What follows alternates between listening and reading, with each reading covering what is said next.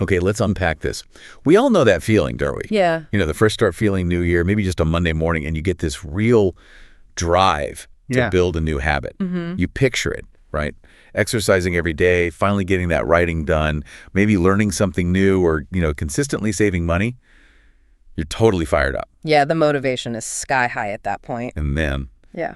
well, reality kicks in. Yeah. The motivation starts to fade. You miss a day, then another, and suddenly that great new habit is just gone. You're back to the old routine. It's so common. And the numbers are pretty sobering when you look them up. Depending on who you ask, something like 80, even over 90% of New Year's resolutions, which are basically just habits we decide on, they fail. They just don't stick. Wow, 80 to 90%. That's huge.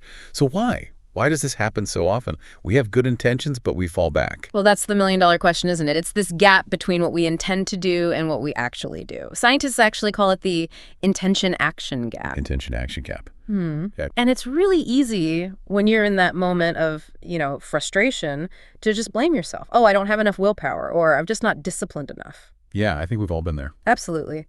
But what's really interesting is that the research from behavioral science, psychology, neuroscience, it points to something different.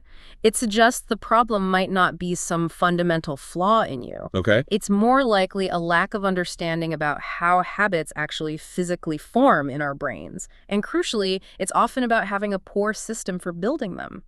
We try to muscle through with motivation alone, when what we really need is a smart system that makes the habit almost easy, almost automatic. That makes so much sense. Yeah. It takes the blame off, sort of, and makes it a problem we can actually solve by understanding the mechanics. Exactly. It's about working with our psychology, not against it. So this deep dive, then, it's not going to be about quick fixes or just motivational hype that wears off by next Tuesday. Right. No magic bullets here. It's about getting practical. We want to ground ourselves in the actual science and look at strategies that are proven to help make these desired behaviors stick around for the long haul. We've gone through a whole stack of material insights from the real experts in habit formation, psychological research, practical guides. And our mission today really is to equip you, the listener, with the knowledge and the tools to stop trying to build habits the hard way, constantly fighting yourself, and start building them the smart way, leveraging the science. Okay. And a big part of that, which we'll get into, is how something like habit tracking, which might seem like just a simple checklist, can actually be a really powerful ally, helping you build self-awareness and keep that momentum going. All right. So if you're tired of that cycle, starting strong, fizzling out, and you're ready to understand the nuts and bolts of lasting change, stick with us. Let's start by looking at why those new habits fail so often in the first place. What are the big pitfalls? Yeah, let's shine a light on those common traps, because knowing what not to do is half the battle, right? The sources we looked at point to several recurring mistakes that just sabotage people right out of the gate. Okay, what's the first one? The first one. It actually comes from a good place, usually high motivation, but it's trying to change everything at once. The total life makeover starting tomorrow. Exactly. That burst of enthusiasm hits, and suddenly you've got this huge list. Wake up at 5 a.m., run 5 miles, meditate for 30 minutes, journal, eat perfectly, start that online course, all happening simultaneously. Sounds exhausting just listing it. It is exhausting for your brain. The consensus among researchers is really clear on this. That approach just overwhelms your capacity for conscious effort. You spread your focus and willpower way too thin. So less is more. Definitely. You need to focus on a very, very small number of habits at the same time. Honestly, for most people, the ideal is mastering just one new habit. Really get it locked in, make it feel routine before you even think about adding another. Just one. Wow. I remember reading about tiny habits, where the advice was, even if the habits are incredibly small, like flossing one tooth or doing one push-up, you still shouldn't add more than maybe 3 of those tiny things at once. That's right. And that really highlights how much focus even tiny changes need.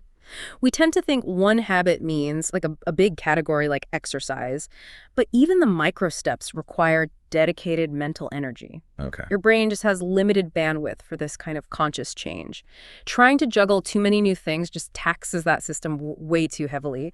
My own experience and what I consistently see working for others is focusing intensely on one thing.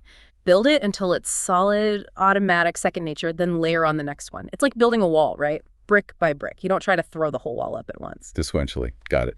Okay, so mistake number 1.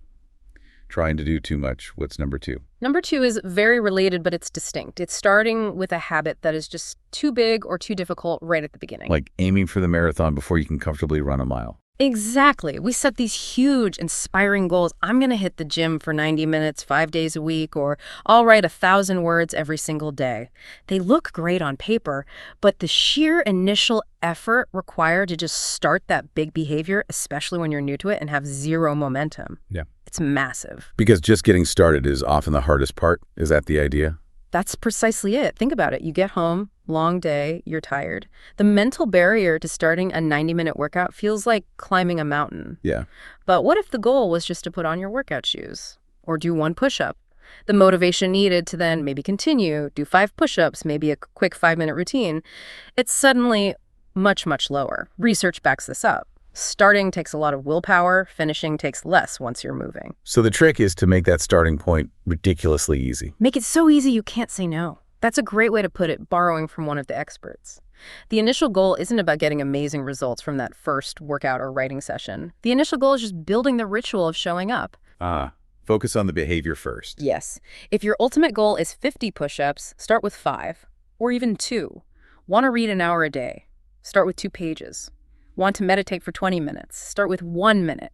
Start tiny. Build the consistency, nail the behavior itself, then worry about increasing the intensity or duration later.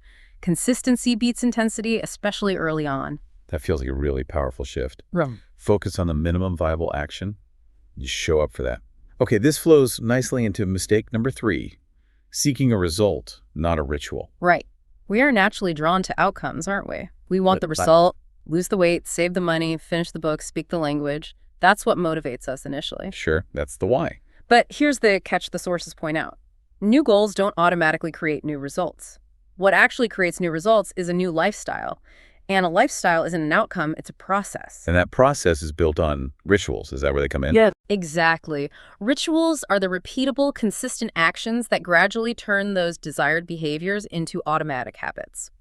One expert defines a ritual as a highly precise behavior you do at a specific time so that it becomes automatic and no longer requires much conscious intention or energy. Precise and time-specific. Yes. If you want a habit to stick, you have to, in a sense, fall in love with the process, the ritual of doing the thing every day. Not just be obsessed with the distant goal. The goal is why you start, but the ritual is how you get there. You need to focus your energy on building and refining the how. That's a crucial distinction. Commit to the practice itself. Okay, mistake number 4 feels like a really big one. Looking outwards, not changing your environment. Oh, this is foundational and probably the most underestimated factor in habit change. The sources are pretty blunt here. Trying to maintain positive habits in an environment that's actively working against you is incredibly difficult, almost impossible sometimes. How so? How does the environment have that much pull? Your surroundings, your physical space, your digital space, even the people you're around, they are powerful, powerful drivers of your current behavior. Think about it. Your existing habits, the good and the bad, are largely a product of the environment you live in, day out. Can you give an example? Sure. Let's say you want to eat healthier. If your kitchen counter is always loaded with cookies and chips and the fruit is hidden away in the bottom drawer of the fridge, well, your environment is constantly cueing you towards the unhealthy choice and making the healthy choice harder, requiring more effort. Right. Out of sight, out of mind, or easy to grab. Exactly. Or wanting to cut down on phone use before bed. If your phone is right there on the nightstand, buzzing or lighting up, that's an environment designed for distraction the moment you wake up or try to wind down. So the answer isn't just more willpower to resist the cookies or the phone. Willpower is finite. The more effective approach is to redesign the environment.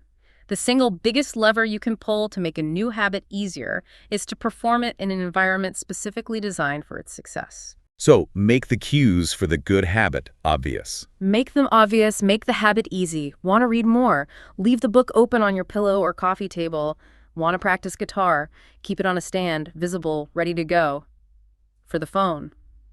The environmental fix isn't resisting the urge, it's putting the phone in another room overnight.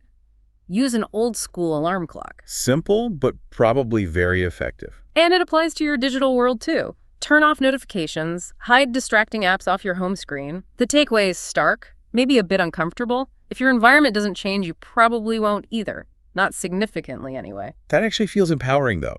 We can control our environment much more easily than we can suddenly conjure more willpower. Okay, the final common pitfall, number 5. The fifth mistake is assuming that small changes don't add up. We tend to think that for a change to matter, it has to be big and dramatic. We focus on hitting these major milestones, quickly lose 20 pounds this month, save $10,000 this year, read 30 books by summer. Right. We want big results, so we think we need big, heroic actions. Right. Precisely. And that leads us to try and adopt these huge, often unsustainable habits, like that 90-minute daily workout or writing for hours every day. But reality works differently. Yeah, the reality is nearly every significant outcome in your life, good or bad, is the result of many small choices made consistently over time. Your fitness level, your financial health, your knowledge, none of it happened overnight.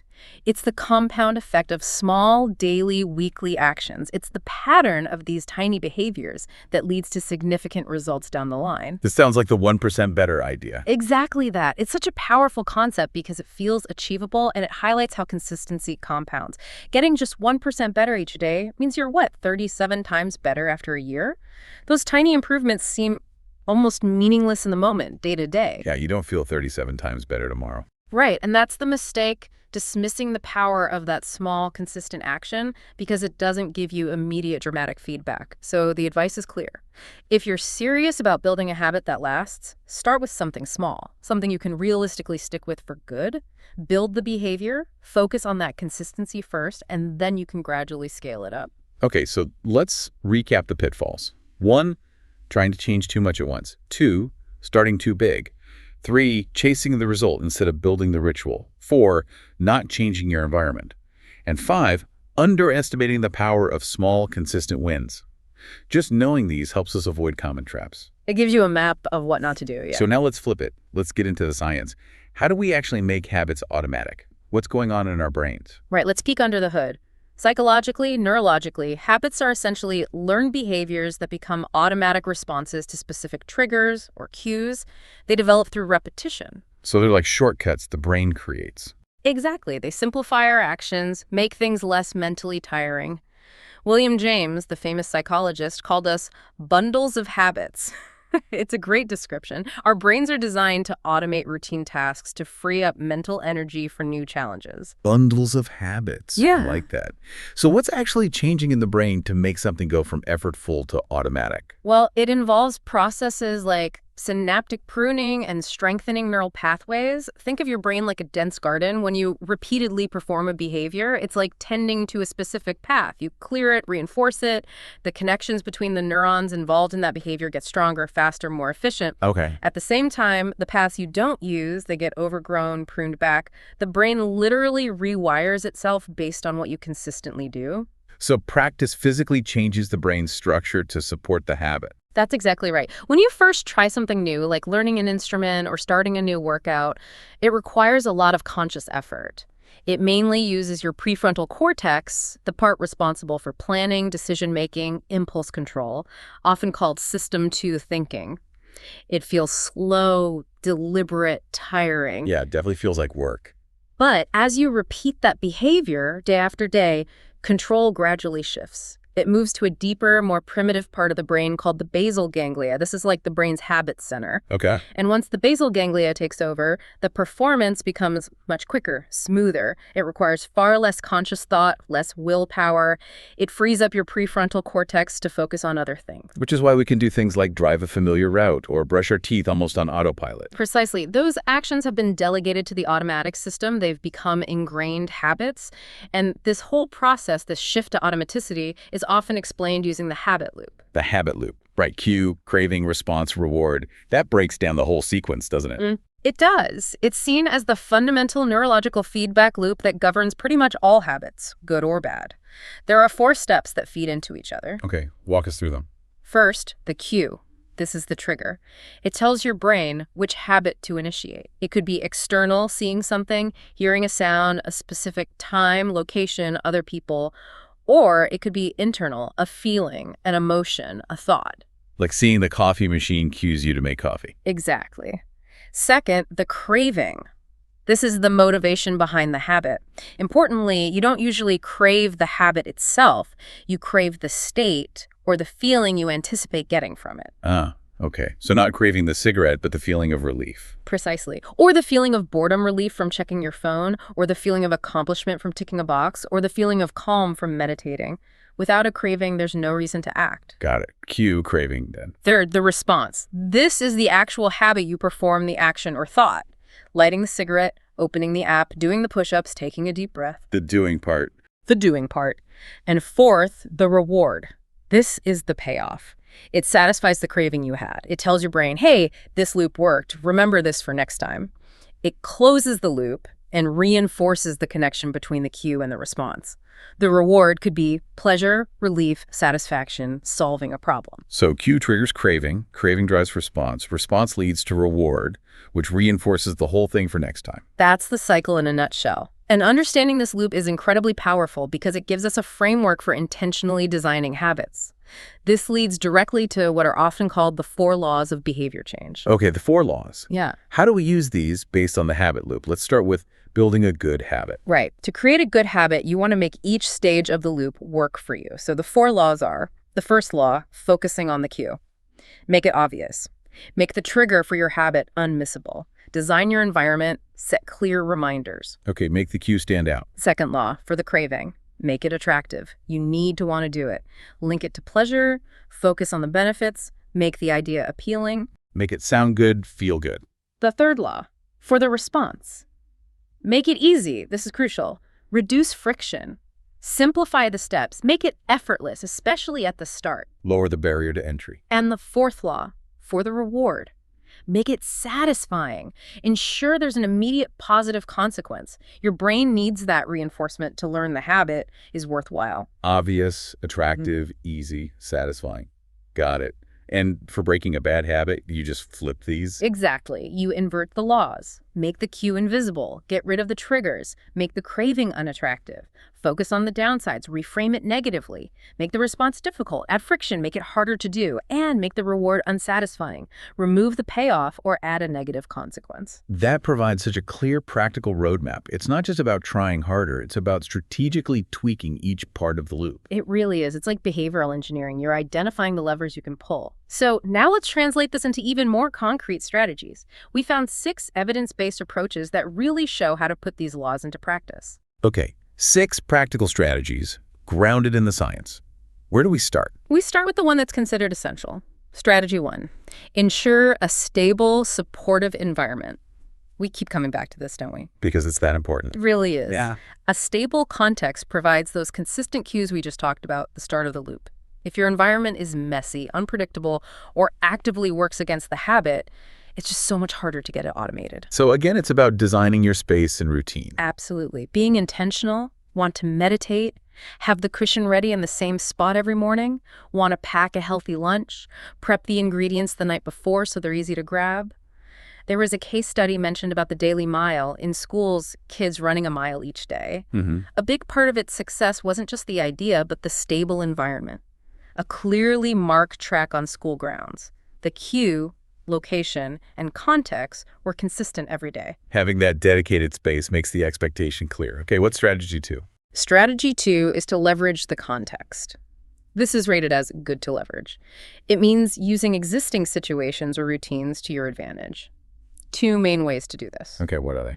First, you can leverage a disruption. Big life changes moving, new job, relationship changes, becoming a parent, they disrupt your old patterns. This creates a window where you're more open to forming new habits. Interesting. So chaos can be an opportunity. It can be. Studies show people are more likely to change commuting habits, for example, right after they move. The old cues are gone or weakened. So if you're going through a transition, recognize it as a potential time to consciously install new, better habits. Use the reset button nature gives you. Okay, and the second way to leverage context. This one is probably even more useful day to day, piggybacking onto an existing habit. This is famously known as habit stacking. Ah, right. This is a big one. Attaching a new habit to one you already do. Exactly. It's maybe the most powerful technique for integrating new behaviors. Instead of trying to remember a new habit out of the blue, you link it directly to something you already do automatically every single day. The formula is something like, after I current habit, I will new habit. That's the template. Your current automatic habit becomes the perfect, reliable cue for the new one you want to build. You're essentially hijacking an existing neural pathway and adding a step. Can you give a few examples of how that might look? Sure. After I pour my morning coffee, I will meditate for 1 minute. Or after I take off my work shoes, I will immediately change into my workout clothes. Or after I finish dinner, I will put my plate directly into the dishwasher. Simple connections? Simple, but effective. You can even chain them together into routines, like after I brush my teeth Q1, I will floss one tooth habit 1. After I floss one tooth Q2, I will use mouthwash habit 2. So you use the completion of one as the trigger for the next. Yes. You leverage the momentum. The key is choosing a current habit that's really specific, happens reliably at the frequency you want the new habit, daily, weekly, etc., and serves as a clear trigger. Brainstorm your non-negotiables, waking up, meals, brushing teeth, going to bed. Find those anchor points in your day and be specific about the cue, not just during my lunch break, but when I close my laptop for lunch. That precision helps. Habit stacking feels like a cheat code because it uses what's already there. Yeah. Love it. Okay, strategy 3. Strategy 3 is critical, especially when starting out. Make it easy. Also rated as important. Experts stress this constantly. If a behavior feels hard, requires a lot of effort or willpower, you're just not going to do it consistently, especially when motivation dips, which it inevitably will. So how do we make something feel easy, even if the ultimate goal is challenging? You deliberately reduce friction, remove obstacles, simplify the process. Think about Amazon's one-click ordering, pure genius in reducing friction. Right, makes buying dangerously easy. Exactly. Apply that thinking to your habits. How can you reduce the number of steps it takes to start? Can you simplify the routine itself? Can you get rid of any barriers, perceived or real? Like laying out workout clothes the night before. That's a classic example. Reduces the morning decision-making and effort. Want to eat more fruit? Keep a fruit bowl on the counter, not hidden in the fridge. Want to paint? Leave the easel set up. One source mentioned a study about making water purification easier in developing countries. Instead of asking people to measure chlorine, they provided a dispenser right at the water source that gave the exact right amount. Easy. Removes the friction, removes the guesswork. Make the desired path the path of least resistance. That's the goal. Reduce friction, simplify steps, remove barriers. Strategy 3. Yeah. Strategy 4. Strategy 4 is develop cues and rewards, also marked important. We've talked about cues with environment and stacking, but this focuses on consciously creating effective triggers and really leveraging rewards strategically. How do we consciously create cues beyond just setting up the environment? A really powerful technique here is using implementation intentions. These are specific if-then plans. You state clearly, if situation X happens, then I will do behavior Y. So pre-deciding your action for a specific trigger. Exactly. It takes the decision-making out of the moment. Studies show this works incredibly well. One famous study found people who made a specific plan for when and where they'd floss. If it's after breakfast, then I will floss. Were way more consistent than those who just intended to floss more generally. It links the cue and response very consciously. Okay, that makes sense. And the reward part, how do we use those effectively? Rewards are absolutely vital at the start. They provide that immediate positive feedback that tells your brain, yes, this was good, do it again. You need a mix. Immediate, short-term rewards the satisfaction of checking a box, a pleasant feeling, a moment of relaxation, and connected to the long-term reward, the health benefits, the savings, the skill. Intrinsic and extrinsic rewards. Both can work. Intrinsic, like the feeling of pride or the runner's high. Extrinsic, like treating yourself to something small or getting praise. Social rewards matter too, a partner appreciating a clean kitchen. The reward satisfies the craving from the habit loop. Interestingly, once the habit is really strong, the need for that external reward often fades. The behavior itself can become rewarding or just feel automatic. So rewards are like training wheels for the habit. Good analogy. They help you get going until you can ride on your own. Okay, strategy 5. Strategy 5. Simple but non-negotiable. Practice and repeat. Also rated important. Habits form through frequency. Repetition, repetition, repetition. You just have to do the behavior over and over to carve those neural pathways. Sounds obvious, but it means prioritizing the actual doing. Yes, and recognizing that the habit system learns best through action, trial and error, physically performing the behavior. You can't just read about swimming or watch videos to build the habit of swimming. You have to get in the water. Makes sense. This is why things like free samples, test drives, interactive displays work for businesses. They let you practice using the product, making the behavior feel familiar and easier. You need to create opportunities to practice your desired habit. Got it. Practice makes permanent. And the final one, strategy 6. Strategy 6 is build meaning and motivation. This is ranked good to have. It's not always essential for tiny habits, but it's really powerful for bigger changes or for pushing through tough times. It's about connecting the habit to your identity or a deeper purpose. How does linking it to identity help? We like to feel consistent. We want our actions to align with who we believe we are or who we aspire to be. So if you start exercising just to lose weight, what happens when you hit the goal or plateau? Motivation might vanish. But if you also link exercise to your identity, I am a healthy person. I am someone who takes care of my body. I'm a runner. Or to deeper meanings like stress relief, mental clarity, being a role model. The habit becomes more resilient. It's anchored to something bigger than just one outcome. It helps sustain you when motivation naturally flags before the habit is fully automatic. This connects to the idea of identity-based habits focusing on becoming the type of person who does that thing. That adds a whole other layer of why. Okay, so we have the pitfalls, the science, habit loop, 4 laws, and these 6 strategies. Stable environment, leveraging context habit stacking, making it easy, cues rewards, practice, and building meaning. That's a really solid toolkit. It provides a great foundation for understanding how to build habits effectively. Now let's zoom in on one specific tool that seems to weave through many of these strategies. Habit tracking. Yes, habit tracking. It sounds simple, maybe even a bit boring to some people, but the evidence suggests it's actually a surprisingly powerful tool when you use it right. So it actually works. It helps habits stick. Yeah, studies indicate that the simple act of tracking a behavior significantly increases the odds that you'll establish it as a habit. It's not just passive recording. It actively shapes your behavior. It makes your actions more intentional, and it gives you crucial feedback. Okay, so it's more than just ticking a box on a chart. How does it actually help us build and keep habits? It offers several key benefits, and they tie back nicely to the principles we've been discussing. First, self-awareness. A tracker acts like a mirror for your behavior. You get an objective look at your consistency, but beyond just, did I do it or not? You start seeing patterns. I always skip my workout on Fridays. Or my energy levels are way better on days I stick to my morning routine. Tracking connects the dots between your actions, your environment, your energy, your mood. You see things you'd otherwise completely miss. It makes the invisible visible, like finding the hidden patterns. Exactly. Second, it provides structure and accountability. Your tracker is like this reliable, non-judgmental friend. It's always there. It remembers perfectly whether you did the thing or not. It quietly celebrates the wins with that check mark. And it keeps you honest by showing you clearly when you're falling off. It reduces the need to rely only on external accountability, like checking in with someone else. And seeing that visual progress, the chain of checks building up, that must be motivating in itself. Hugely motivating. That's the third benefit. Motivation.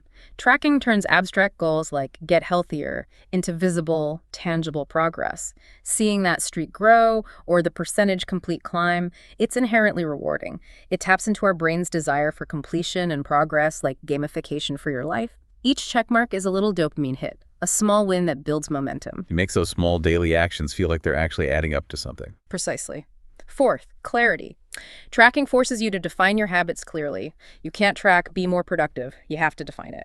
Work on my main project for 45 minutes without interruption. Or plan my top 3 tasks for tomorrow. This specificity helps you set realistic, measurable daily actions, linking back to making it easy and starting small. Right, you have to know exactly what done looks like. And the 5th benefit, how does it help long term? 5th is sustainability. Tracking helps shift the focus from perfection to consistency. You see the data over time. You learn that missing one day isn't the end of the world. What matters is the overall pattern, getting back on track quickly. It helps you internalize that never miss twice idea. It reinforces the power of those small, compounded actions over aiming for an impossible perfect streak. Okay, so self-awareness, accountability, motivation, clarity, and sustainability. Those are pretty compelling reasons to track, but you mentioned earlier people often stop tracking the tracker itself. What are the downsides or common challenges? Yeah, that's the reality for many. Some potential pitfalls include becoming too dependent on the specific app or tool. What happens if you lose your phone or the app shuts down? Some digital trackers can feel overly complex or rigid, not fitting your life. And yes, the abandonment rate is high. People just stop filling it in. So the key isn't the tool itself, but the system around it. Exactly. The goal isn't perfect, flawless tracking forever. It's finding a simple, flexible system that genuinely supports your habit formation and self-control, rather than becoming just another chore you feel guilty about not doing. Okay, so how do we make tracking work for us and avoid those pitfalls? How do we implement it effectively? All right, let's get practical. Step 1 is pretty straightforward. Choose your tracker. The options are vast, right? From a simple notebook like Benjamin Franklin used to printable templates, bullet journals, or countless digital apps. What's the best choice? Yes. Honestly, the best tracker is the one you will actually use consistently. Don't get bogged down by finding the absolute perfect app with a million features. Is it easy for you? Does it fit your workflow? Will you open it every day? That's what matters most. Simple and usable beats complex and abandoned every time. Prioritize consistency of use over features. Got it. Step 2. Step 2 is organize and simplify using categories. Don't just throw every possible habit you can think of onto your tracker. That leads to overwhelm fast. Focus on habits that will give you the biggest positive impact. One really helpful approach suggested is to group habits into key life areas. This helps ensure balanced growth, not just focusing all your energy on, say, fitness. What kind of areas? A common framework uses 5 core areas of life. 1, mindset, like meditation, gratitude, learning. 2, physical health, exercise, nutrition, sleep, hydration. 3, productivity, focused work, planning, organizing.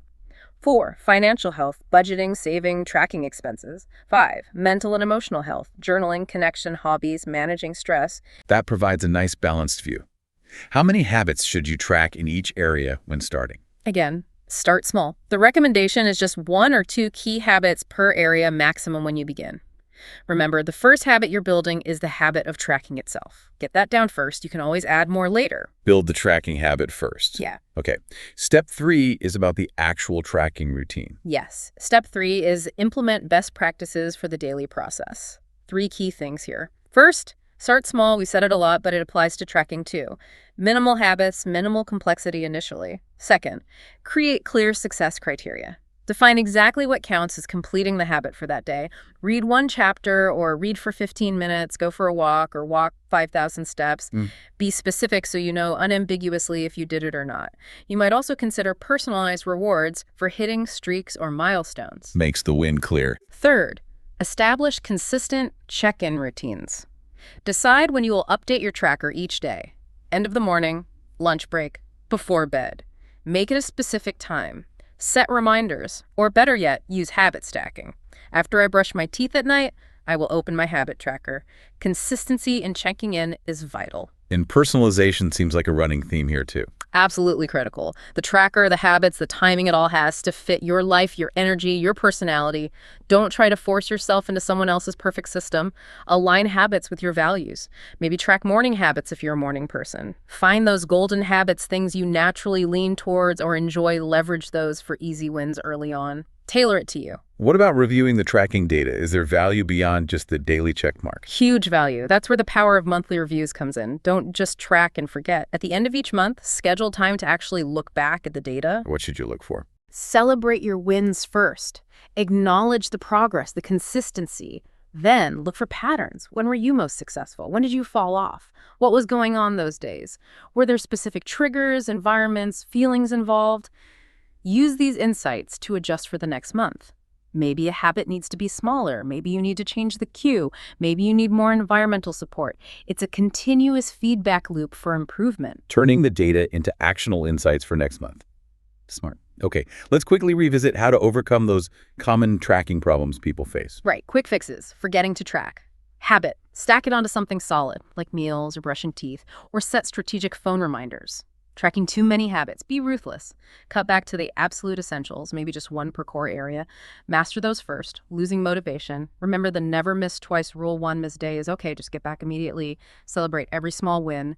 Find an accountability buddy or join a community if that helps. So tracking isn't magic, but used smartly, starting small, organizing, being clear, reviewing it really becomes a powerful tool for awareness, accountability, and keeping that momentum going. Exactly. It's your personal feedback system. It keeps you honest, shows you the reality of your actions, and helps you make smart adjustments instead of just vaguely hoping for change. Wow, we've covered a lot today, from why habits fail to the brain science, the practical strategies like stacking and environment design, and now how tracking fits into that whole system. It really feels like the takeaway isn't about needing superhuman willpower. Not at all. It's about understanding the science of how we work and then building smart systems, designing your environment, your routines, your tracking to support the changes you want to make. It's about working smarter, not just harder. Shifting focus from relying on fleeting motivation to building reliable systems and focusing on the daily process, that ritual, rather than just the distant outcome. Mm-hmm. Starting small, making it obvious, attractive, easy, satisfying, leveraging habit stacking, practicing consistently, finding meaning, it all adds up to sustainable change. And using tracking as that ally for awareness, accountability, seeing progress, staying motivated, helps you navigate the journey. It gives you the data to learn and adapt as you go. And maybe the most powerful idea, this is the one that really reframes everything, is that concept you mentioned, our habits as votes. Yeah, that perspective, often attributed to James Clear, is really profound. The idea that your habits aren't just isolated actions. Every time you perform a desired behavior, no matter how small, The one push-up, those 2 pages. that glass of water, checking that box, you're essentially casting a vote for the type of person you want to become. A vote for being a healthy person, a reader, a focused person, whatever it is. It's not one big dramatic transformation. It's the accumulation of these tiny daily votes. So the final question for everyone listening is, what kind of person are your daily habits voting for you to be? That's a powerful thought to sit with. The journey starts with a single step, and maybe understanding and tracking your habits is the best map you can have